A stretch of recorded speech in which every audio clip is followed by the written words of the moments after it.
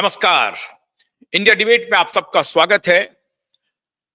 मित्रों, बॉलीवुड से हर दिन कुछ न कुछ चौंकाने वाली खबर आ रही है। सैफ और करीना के मुद्दे के ऊपर तो हम थोड़ी देर बाद आपसे मुखातिब होने वाले हैं, एक विशेष अपडेट लेकर के और बहुत अंदरूनी एक्सक्लूसिव खबर लेकर के। लेकिन उसके पहले एक बहुत बड़ी खबर आ रही है बॉलीवुड से।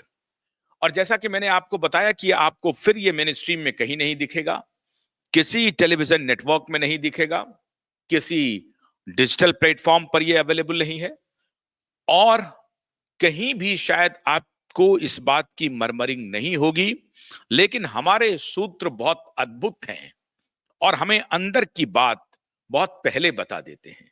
हमने आपको पहले बताया था कि एसआईटी और सीबीआई एक्टिव हो गई है और उसका नतीजा आपको देखने को मिल गया जब 22 जनवरी को मुंबई हाई कोर्ट ने यकायक हियरिंग शुरू कर दी और 5 फरवरी की तारीख भी लग गई। तो देखिए, जो बड़े संगठन होते हैं, बड़ी जांच एजेंसियां होती हैं, वो अपने हिसाब से काम करती है और दिशा और सुशांत का मामला अब पटरी पे आ गया है, उसकी सुनवाई शुरू हो गई है, तो रिजल्ट भी आना लगभग तय हो गया है। अब उसी से जुड़ा हुआ एक मामला है, मुंबई पुलिस क्या काम कर रही है, इस पर तो मैं एक अलग से आपको बताने वाला हूं और वो मैं कल बताऊंगा। मैं उसके सारे डिटेल्स ले रहा हूं कि किस किस की जिंदगी को तबाह करने में मुंबई पुलिस की क्या भूमिका है। लेकिन बड़ी देश की जांच एजेंसी, जिसके बारे में आप कल्पना नहीं कर सकते हैं, उन जांच एजेंसियों के निशाने पर यकायक बॉलीवुड, पूरा बॉलीवुड क्यों आ गया है? क्या ऑपरेशन क्लीन बॉलीवुड शुरू होने वाला है? जी हां, ऑपरेशन क्लीन बॉलीवुड शुरू होने वाला है और केंद्रीय जांच एजेंसियों में शामिल जो दो बड़ी जांच एजेंसी है और उसको बैक कर रही है सबसे बड़ी जांच एजेंसी इस देश की, वो बैक करने में लगी हुई है। 3 बड़ी बड़ी जांच एजेंसियां काम कर रही है और उसके निशाने पर देश का बॉलीवुड आ गया है। एक प्रकार से पूरा मुंबई तो आया ही है, लेकिन बॉलीवुड खास तौर से आ गया है। ऐसा कैसे हो गया? ये यकायक हुआ या इसकी प्लानिंग, इसकी तैयारी पहले से चल रही थी? सूचनाएं इन बड़ी एजेंसियों को पहले से थी और धीरे धीरे ये काम हो रहा था। आहिस्ता आहिस्ता सारे रिकॉर्ड्स जुटाए जा रहे थे। आप हैरान हो जाएंगे कि मुंबई पुलिस की इसमें कोई भूमिका नहीं है। देश की 3 बड़ी एजेंसियों की भूमिका। पहली बार बॉलीवुड को हड़कंप में ला दिया है, बॉलीवुड में तहलका मचा दिया है। जब स्टार रात को सो रहे होंगे, फिल्म प्रोड्यूसर डायरेक्टर सो रहे होंगे, तो शायद उनको इस बात का इल्म भी नहीं होगा कि कहां से कैसे हम किसके निशाने पर जा रहे हैं। लेकिन भारत में ऐसा लगता है कि सब कुछ अब राहिस्ता आहिस्ता, जब आप कहते हैं ना कि आ, कोई घड़ा जब पाप का भर जाता है तो आखिर में उसे फूटना ही होता है। पिछले 35-40 वर्षों से बॉलीवुड जिस पाप की गठरी को ढो रहा है, उस गठरी को अब बॉलीवुड को फेंकना ही पड़ेगा और वापस से 50s, 60s, 40s के दौर में अगर बॉलीवुड पहुंचता है, वहां भी उस वक्त भी गंदगी थी, लेकिन इस तरह की गंदगी नहीं थी, ऐसी गंदगी नहीं थी जो पिछले 30-35 वर्षों में बॉलीवुड ने, या 40 वर्ष कह सकते हैं आप, पिछले 80 के दशक से ये शुरू हो गया था खेल। और 80-90 के दशक में तो जो तांडव हुआ, आज उसी की वानगी ये है कि यकायक ये बड़ी जांच एजेंसियां मुंबई के बॉलीवुड की जो बदनाम कुंडली है उसको खंगालना शुरू कर दी है। ये बदनाम कुंडलियों को खंगालने का जो अब ये सिलसिला शुरू हुआ है मित्रों, अब ये थमेगा कहां, कहना मुश्किल है। इसकी आंच किस किस पर गिरने वाली है, इसके लपेटे में कौन आने वाले हैं, इस आंच में, इस आग की जो लपट अब उठी है जांच एजेंसियों की तरफ से, उसके लपेटे में कौन कौन आने वाले हैं, आप हैरान हो जाएंगे, लेकिन बचेंगे कोई नहीं। पहला शिकार हो रहा है ऐसा शख्स जिसके बारे में आप सभी तो दबी जुबान में चर्चा करते ही रहते हैं, लेकिन वो पहले शिकार होने वाले हैं। उनको खुद भी ये यकीन नहीं होगा कि कब कैसे क्या उनकी सारी रिपोर्ट्स मंगवाए जा रहे हैं, और उनके निशाने पर सबसे पहले यही है, बाद में बाकी लोग आ रहे हैं। क्यों आ रहे हैं साहब? ये आ क्यों रहे हैं सबसे पहले?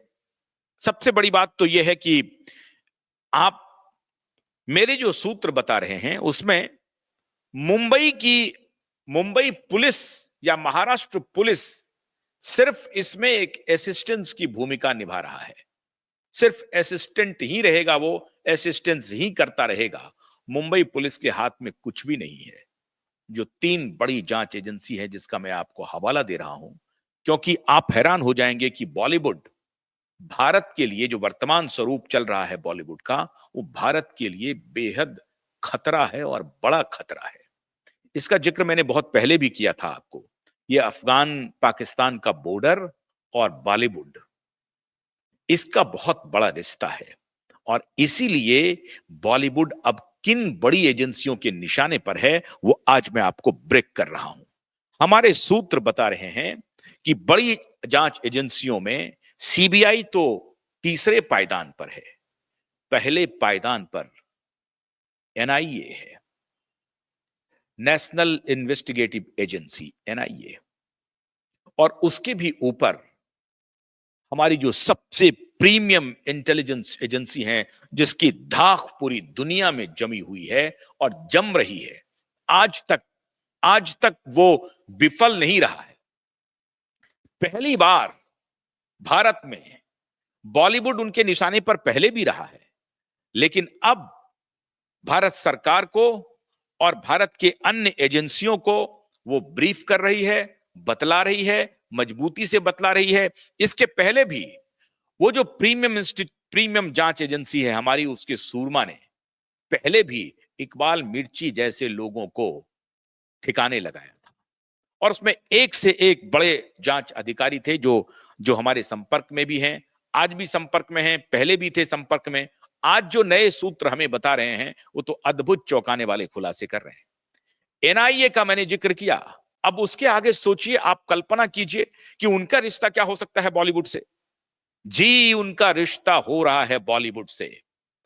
जब इकबाल मिर्ची जैसे लोगों को आज से 10 साल पहले ठिकाने लगाया गया, और उसमें उस एजेंसी की बहुत बड़ी भूमिका थी। ये पूरा डॉसियर है जो भारत के राष्ट्रपति के पास मौजूद है, वो डॉसियर भारत के राष्ट्रपति के पास मौजूद है, पीएमओ में मौजूद है, गृह मंत्रालय में मौजूद है, वो सारे डॉसियर कि कब किसने कैसे काम किया था। और वो प्रीमियम एजेंसी है raw, research and analysis wing, Bharat की प्रीमियम जांच एजेंसी जो कभी फेल नहीं हुई, चाहे वो 71 वॉर हो, चाहे उसके बाद। आजकल तो वो अपने, आप समझिए कि लय में काम कर रहे हैं। आज अगर एलिमिनेशन हो रहा है कनाडा में, पाकिस्तान में, तो लोग कह रहे हैं कि हमारी जांच एजेंसियां अद्भुत काम कर रही है, अद्भुत काम कर रही है। लोग आरोप तो लगा रहे हैं कि किलिंग में इन्वॉल्व है, हमारी जांच एजेंसियां किलिंग में इन्वॉल्व नहीं है, वो खुद ही मर रहे हैं। हां, ये बात जरूर है कि अब हम एफबीआई, सीआईए से कमतर नहीं है, उससे आगे हैं, और भारत अपना डंका अपनी इंटेलिजेंस में भी पूरी दुनिया में साबित कर रहा है, बजा रहा है, अपना झंडा गाड़ रहा है। अब उनके ही निशाने पर ये सारे लोग हैं। आप कल्पना कीजिए, मैं सीबीआई को तीसरे पायदान पर रख रहा हूं। सीबीआई एक प्रीमियम जांच एजेंसी है, इन्वेस्टिगेटिव एजेंसी है, लेकिन इसके ऊपर एनआईए और रॉ, उनकी एंट्री हो गई है। एंट्री तो पहले भी थी, हम तक, आप तक ये सूचनाएं नहीं पहुंचती थी, लेकिन अब हमारे आप तक भी ये सूचनाएं हमारे विश्वस्त सूत्रों के हवाले से मिलनी शुरू हो गई है। ऐसा लग रहा है कि ऑपरेशन क्लीन बॉलीवुड का प्रण भारत सरकार ने ले लिया है। भारत सरकार ने तय कर लिया है कि साहब अब बहुत लंबा चलने वाला नहीं है, ये जो स्टेट पुलिस है इसका कोई दीन ईमान नहीं है। स्टेट पुलिस के बारे में मैं कल आपको बताऊंगा कि इतनी भ्रष्टतम पुलिस मुंबई कि कैसे हो सकती है, जिसको स्कॉटलैंड यार्ड कहा जाता था, स्कॉटलैंड यार्ड की संज्ञा दी जाती थी। तो इंग्लैंड की पुलिस है, इंग्लैंड के जैसा काम करती है, अरे साहब बहुत ही स्मार्ट पुलिस है। इस पुलिस ने क्या तबाही की है ये मैं कल बताऊंगा आपको। लेकिन सैफ करीना के मामले में जो कर रहे हैं। इसीलिए ये एनआईए, सीबीआई और रॉ, अब इन्होंने कहा कि ये स्टेट पुलिस से कुछ लेना देना नहीं है। भारत सरकार बहुत मजबूती से भारत की सुरक्षा के लिए कमर कस रही है और उसके निशाने पर इस देश का बॉलीवुड है, जो पिछले 40 वर्षों से हमारी पूरी सिक्योरिटी को धता बता करके हमारी पूरी आबादी को बर्बाद करने में, तबाह करने में लगी हुई है। किस किस तरीके से ब्लैक मनी, ड्रग, सेक्स और अवैध हथियार, इस सब का एक प्रकार से बॉलीवुड खजाना बन गया है। मैं जिस शख्स के ऊपर आपको अब ले जा रहा हूं कि बॉलीवुड को क्लीन करने का पूरा प्रण भारत सरकार ने ले लिया है और भारत सरकार अब उन सभी ऐसे माफियाओं को तलाश रही है जो खुद तो इसमें कोई शक नहीं है कि बहुत टैलेंटेड रहे हैं, बड़ी इज्जत है उनकी बॉलीवुड में, फिल्म इंडस्ट्री में लोग उनको इज्जत की निगाह से देखते हैं और ये सच भी है। उन्होंने बहुत सारे अच्छे काम किए हैं, अच्छे काम मतलब कुछ अच्छी फिल्में उन्होंने दी हैं और दर्शकों का मनोरंजन किया है, भरपूर मनोरंजन किया है। इसके लिए उनकी तारीफ होनी चाहिए, सराहना होनी चाहिए और ये सराहना हम भी कर रहे हैं, ये तारीफ आप भी करेंगे, दुनिया का कोई भी शख्स करेगा। लेकिन कोई व्यक्ति अपनी एक ज्ञान को अगर डिस्ट्रक्टिव दिशा में लेके चले जाए और फिर वो नेगेटिव तरीके से उसको प्रयोग करे उस अपने ज्ञान का, तो उससे क्या होगा? समाज तबाह होगा, परिवार तबाह होगा और देश तबाह होगा। अभी तो एक एक करके ये जांच एजेंसियां उनको घेरे में ले रही हैं कि ये साहब, ये जो अंडरवर्ल्ड है उसका रिश्ता यहां पर किन किन लोगों से है, किन किन लोगों ने उन्हें प्रमोट करने में पूरी मदद की है और उनके साथ मिल करके हमारे देश समाज को तबाह करने की सुपारी ली है। और सुपारी इस कदर ली कि 40 वर्षों में उन्होंने एक बड़ी पीढ़ी को तबाह कर दिया। आज आप हैरान हो जाएंगे, इस देश के बड़े बड़े यूनिवर्सिटीज, बड़े बड़े जो वर्क कैंपसेस हैं, बड़े बड़े कॉरपोरेट्स, वहां पर युवाओं को ड्रग सप्लाई करना, नाइट क्लब खोलना, पब खोलना और पबों में ड्रग की सप्लाई होना आम बात हो गई है। 13,000 करोड़ की सप्लाई तो अभी एक महीने पहले पकड़ाई है। आप सोचिए, लाखों करोड़ का कारोबार है और इसे स्पेयरहेड कौन करता है, कौन इसका फ्रंटमैन है, कौन कौन लोग हैं जो इसमें शामिल है। ये बाजार सिर्फ फिल्म का नहीं है, इंटरटेनमेंट का नहीं है, इसके पीछे की दुनिया बहुत काली है। स्याह दुनिया पर से अब पर्दा हटाया जा रहा है और इस पर्दा को हटाने में वहां की स्थानीय पुलिस गौण है। स्थानीय पुलिस को कह दिया गया है कि मैं जितना आपसे पूछूंगा उतना ही आपको बताना है, मुझे जितनी आपसे मदद चाहिए आपको उतनी ही मदद करनी है, अधिक नहीं। महेश भट्ट तो आपको याद होगा ना, महेश भट्ट। महेश भट्ट बेटी को अपनी बेटी को पूजा भट्ट को चुंबल लेने वाले एक तस्वीर से मशहूर हुए थे और वो तस्वीर जब आप देखेंगे तो आप हैरान हो जाएंगे। महेश भट्ट की कुंडली खंगाली जा रही है। महेश भट्ट के बारे में आप सबको मालूम होगा। महेश भट्ट एक उनकी मां गुजराती मुस्लिम थी और पिता गुजराती ब्राह्मण थे। महेश भट्ट ने हमेशा कहा कि मुझे अपने पिता के बारे में कुछ मालूम नहीं है, मैं अपने पिता को याद करना भी नहीं चाहता हूं, क्योंकि मैं एक सिंगल मदर का एक बेटा हूं और संघर्ष की मेरी पूरी दास्तान रही है।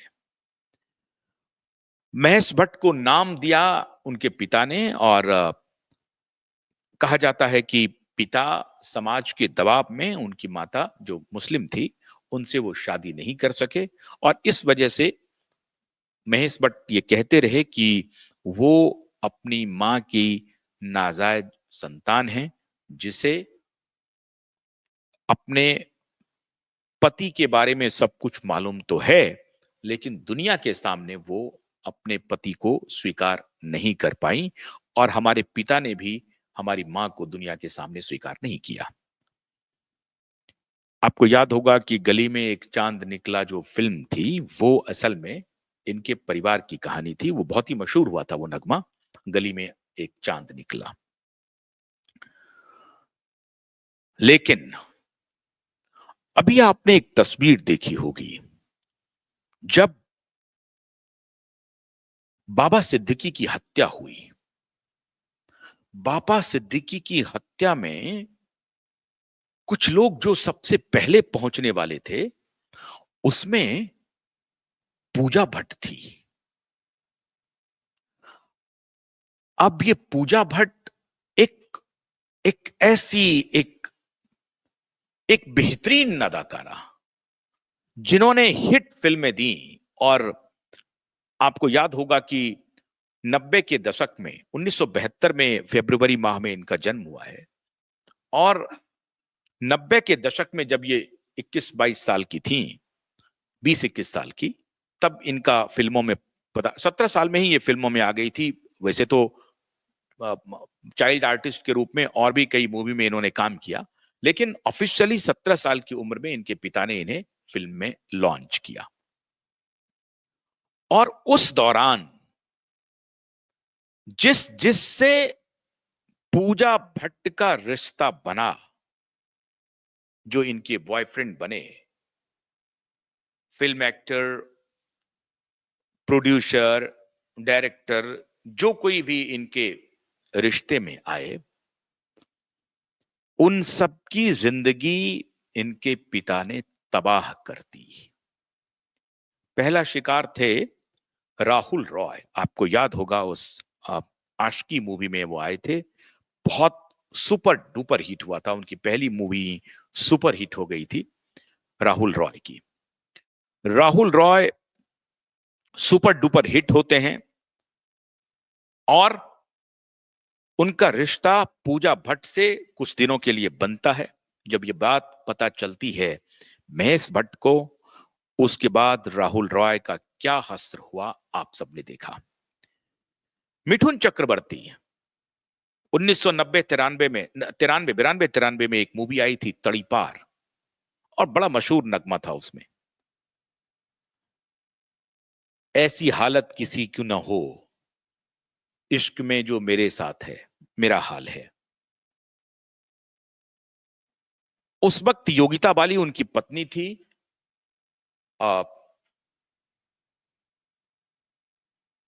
और जब इनको ये लगा कि इनका रिश्ता पूजा भट्ट का रिश्ता बंगाली बॉय से हो रहा है, तो इन्होंने, बंगाली बॉय उस वक्त काफी प्रचलित थे, उनका कोई कुछ बिगाड़ नहीं सकता है। बंगाली बॉय का तो कि कुछ ये बिगाड़ नहीं सके, लेकिन अपनी बेटी को इन्होंने सलाह दे दी कि आप उनके साथ नहीं रहेंगे। इस प्रकार से मिथुन चक्रवर्ती से भी ये दूर हो गई और उन्होंने फिर बाद में योगिता बाली जो मिथुन की पत्नी थी, उनको कहा जाकर के कि साहब आप अपने हस्बैंड को संभाल लीजिए। और उसके बाद सीरीज ऑफ एक्टर्स इस बीच में आए। कभी सनी देओल से भी नाम जुड़ा, कभी बॉबी देओल से भी नाम जुड़ा और इस बीच में कभी लिव इन रिलेशनशिप में रहे, मैं उनका नाम भूल रहा हूं। बहुत सारे एक्टर्स आए जिनके ये लिव इन रिलेशन में रहे, लेकिन पिता ने खुद अपनी पुत्री की शादी नहीं होने दी। बात यहां तक आ गई जनाब कि पिता ने खुद अपनी पुत्री की जिंदगी को तबाह करने के लिए एक प्रकार से सुपारी ले ली और जहां जहां पूजा का दिल लगा, इन्होंने उनकी जिंदगी तबाह कर दी। बात तो यहां तक पहुंच गई जनाब कि लोग कहने लगे, बल्कि खुद महेश भट्ट ने प्रेस के सामने कहा कि अगर पूजा मेरी बेटी नहीं होती तो मैं इनसे शादी कर लेती। और पूजा ने भी गाहे बगाहे ये बात कहती रही कि I love my father and मामला अलग हो। लेकिन बॉलीवुड में ये बड़ी तेजी से ये फैला कि बाप बेटी के बीच में रिश्ते हैं। लोग तो यहां तक कहने लगे कि आलिया भट्ट पूजा भट्ट की नाजायज संतान है और ये महेश भट्ट की संतान है। हालांकि ये इस बात में कोई सत्यता नहीं है। ये एक चंडू खाने की खबर थी जिसको लेकर के महेश भट्ट एक प्रेस कॉन्फ्रेंस में नाराज भी हुए। और मैं भी ये मानता हूं कि इस तरह की टिप्पणी करना अनुचित है अनटिल अनलेस कि आपके पास बहुत पुख्ता सबूत नहीं हो। लेकिन जब उन्होंने एक मैगजीन के लिए, फिल्म फेयर मैगजीन के लिए जो उन्होंने फोटो शूट किया था और उसके जो चुंबन के दृश्य थे, उस चुंबन के दृश्य के बाद कई रिश्ते पूजा भट्ट के टूट गए। अब ये बताया क्यों जा रहा है, मैं एक बात क्यों बता रहा हूं कि क्यों बॉलीवुड के सबसे पहले शिकार होने वाले हैं महेश भट्ट और क्यों इन बड़ी एजेंसियों के निशाने पर है। यह दिखाता है कि एक व्यक्ति का चरित्र क्या क्या हो सकता है, किस एक्सटेंट तक जा सकते हैं। जब पूजा भट्ट ने अपने लास्ट रिलेशनशिप जिनके साथ वो रह रही थी लिव इन रिलेशन में, लास्ट रिलेशनशिप जब उन्होंने ब्रेक किया तो महेश भट्ट ने कहा वेल डन। जब जब महेश भट्ट के मुंह से, जुबान से वेल डन शब्द निकला तो समझिए किसी के पीठ पर खंजर चल गया। वेल डन बोला, इनकी बेटी का जीवन तबाह हो गया। अब ये वेल डन शब्द का मैं जिक्र क्यों कर रहा हूं?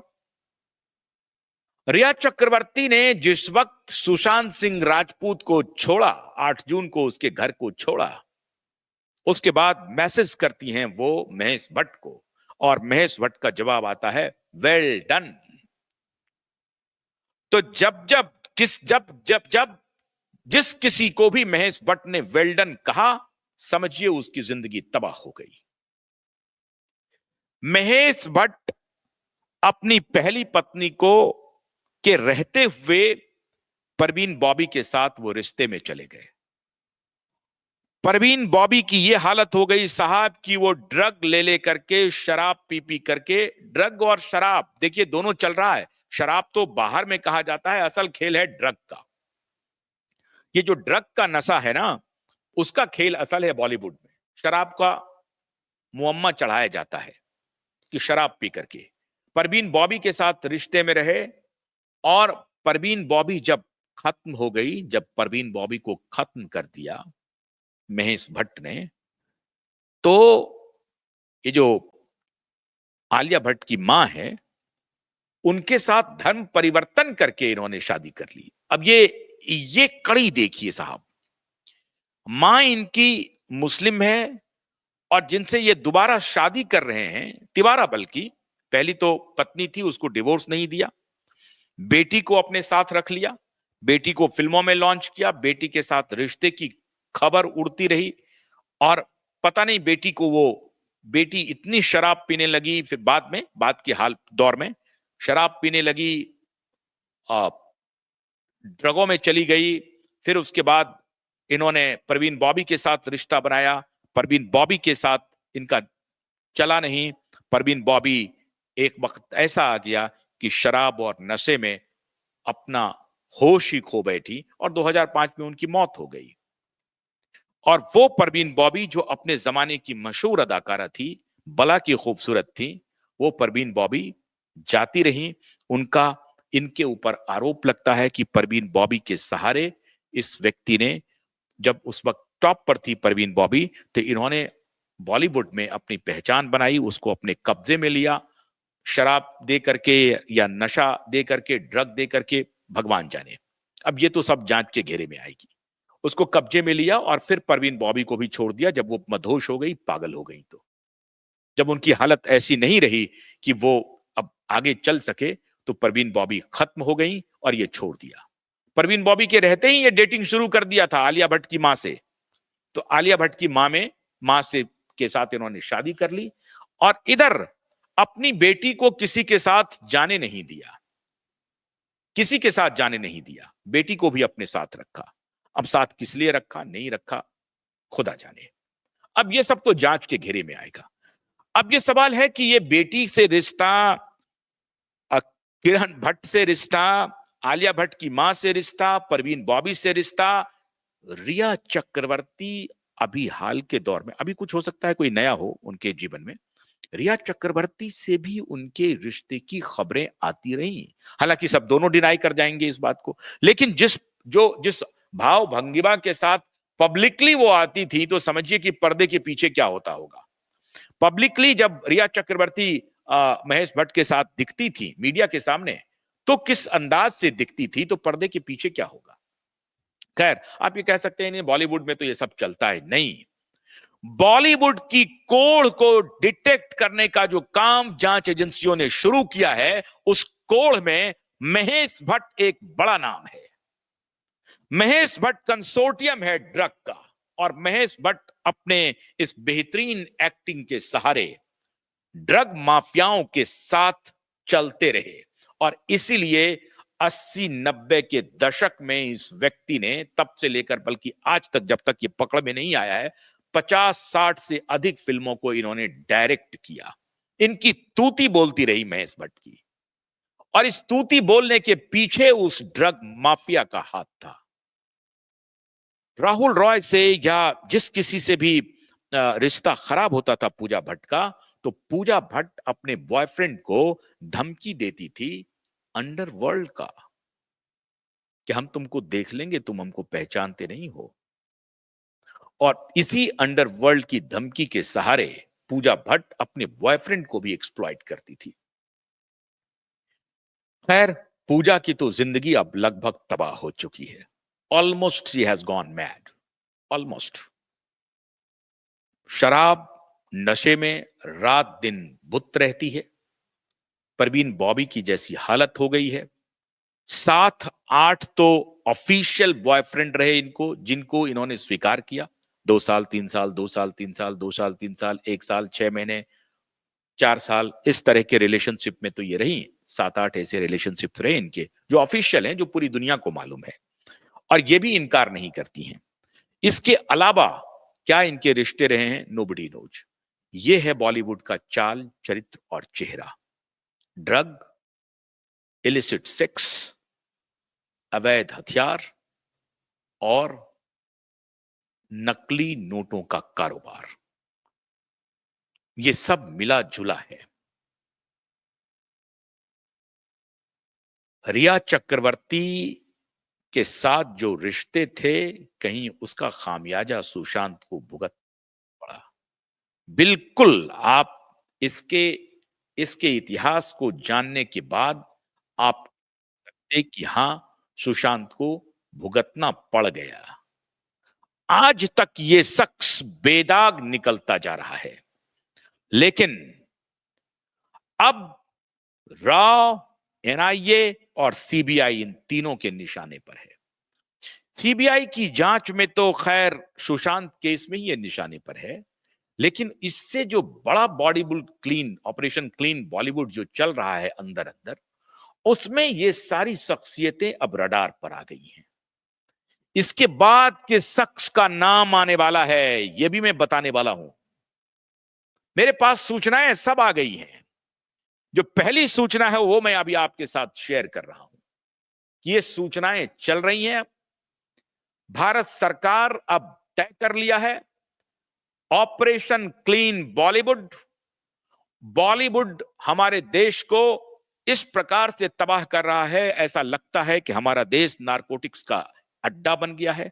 अभी कुछ दिन पहले प्रधानमंत्री ने, आपको याद होगा, प्रधानमंत्री रोज ये कह रहे थे कि नशा मुक्त भारत हमें बनाना है। ध्यान रखिए आप, नशा मुक्त भारत हमें बनाना है। सवाल यह है कि सिस्टम कैसे काम करती है। प्रधानमंत्री, गृह मंत्री तो एक अलग विषय है, लेकिन सिस्टम ने भी यह तय कर लिया है कि ये जो खेल चल रहा है, ड्रग का कारोबार जो चल रहा है लाखों करोड़ का, उसमें देखिए एक वर्ग है जो इस पूरी जांच को भटकाने का काम करेगा। ये इसे डिनाई करने की काम करेगा। ये भी कहेगा कि नहीं, हम जो आपको ये सूचना दे रहे हैं ये ख्याली सूचना है, वो कहेगा। लेकिन ख्याली सूचना तो उस वक्त भी कह रहा था कि एसआईटी और सीबीआई एक्टिव है कि नहीं। अब जब एसआईटी और सीबीआई दोनों के वकील 22 जनवरी को पहुंच गए अदालत, तो अब वो कहानी खत्म हो गई। अब उनको लगने लगा कि नहीं, ये बात क्यूबाइब नेटवर्क जो कहता है उसमें सच्चाई रहती है। और क्यूबाइब नेटवर्क बिना तथ्य के नहीं बोल रहा है। क्यूबाइब नेटवर्क को जब ये सूचना मिली कि साहब ये खंगाला जा रहा है, और उसका जो पर्सनल जो पर्सनालिटी रहा है, उसका जो अपना एक्सपीरियंस रहा है, वो कहां कहां क्या क्या करता रहा है, किस प्रकार का उसका पब्लिक लाइफ रहा है, उसको खंगालते हुए वो उस तह तक पहुंच रहा है कि इसका असली रिश्ता क्या है उन ड्रग माफियाओं से, उन अफगानिस्तान पाकिस्तान के बॉर्डर से क्या रिश्ता है। और उस अफगानिस्तान पाकिस्तान के बॉर्डर का मुंबई की उस हसीन जो समुद्र का किनारा है, उससे क्या रिश्ता है। वहीं से तो आता है चल के सारा ड्रग। कभी कच्छ में पकड़ा जाता है, कभी मुंबई में पकड़ा जाता है, और कभी दिल्ली में पकड़ा जाता है। तो ये इस बार ये तय हुआ कि भाई ये ड्रग तो आ रहा है, लेकिन ड्रग के खरीदार कौन है, कौन चला रहा है इसको। तो अब एनआईए और रॉ इन सबको लग रहा है कि अरे साहब, ये तो कुछ एक व्यक्ति है जो लगातार 30-40 वर्षों से बॉलीवुड पर राज कर रहा है। उस राज करने के पीछे का राज क्या है। तब जब पता चला कि उसके पीछे का राज क्या है, तो दिख रहा है कि साहब ये तो पूरी दाल ही काली है। दाल में कुछ काला नहीं है, पूरी दाल ही काली है। कैसे ये लोग आगे बढ़े, और अब देखिए उनकी व्यक्तिगत जिंदगी भी इन्होंने तबाह की। अपनी बेटी तक को नहीं छोड़ा। आज बेटी की भी जिंदगी तबाह हो गई। आज कहने के लिए वो शादीशुदा नहीं है, लिव इन रिलेशन में रही है, लेकिन उनका ऑफिशियल शादी होने नहीं दिया इन्होंने। तो ये हालात हैं। रिया चक्रवर्ती को भी वेल्डन कहा कि सुशांत का घर छोड़ दिए। क्यों कह रहा है साहब ये? इसकी क्या दिलचस्पी है इस व्यक्ति की, 70-72 साल के इंसान की दिलचस्पी क्या है? दिलचस्पी यह है कि इस व्यक्ति का दिमाग पूरी तरह से परवर्टेड है। ये मानसिक रोगी है, और इसका मानसिक रोग बचपन से ही आया है।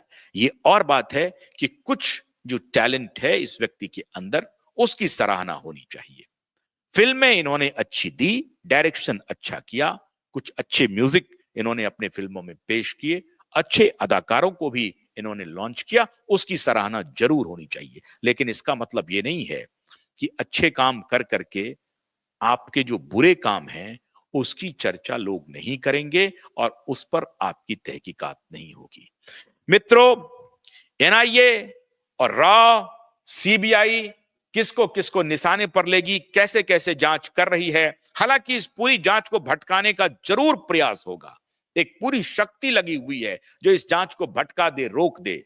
लेकिन दूसरी तरफ से एक अच्छी शक्ति भी लगी हुई है जो इन बेईमानों को एक्सपोज करे और बॉलीवुड को क्लीन करे। एक अच्छा बॉलीवुड, वो पुराना जो हमारा ऐतिहासिक बॉलीवुड था, दिलीप कुमार साहब का बॉलीवुड, राज कपूर साहब का बॉलीवुड, देवानंद का बॉलीवुड, उन मशहूर अदाकारों का बॉलीवुड, वहीदा रहमान का बॉलीवुड, बैजंती माला का बॉलीवुड, हेमा मालिनी का बॉलीवुड, ऐसे एक्ट्रेस जब आएंगे तो उनका बॉलीवुड ही आगे बढ़ेगा। लेकिन ये जो बॉलीवुड है जो पिछले इतने वर्षों से काम कर रहा है, उस बॉलीवुड पर तो ग्रहण लग गया है। आगे फिर हम खबर लाएंगे आपके लिए। आशुतोष कर मत दीजिए। नमस्कार।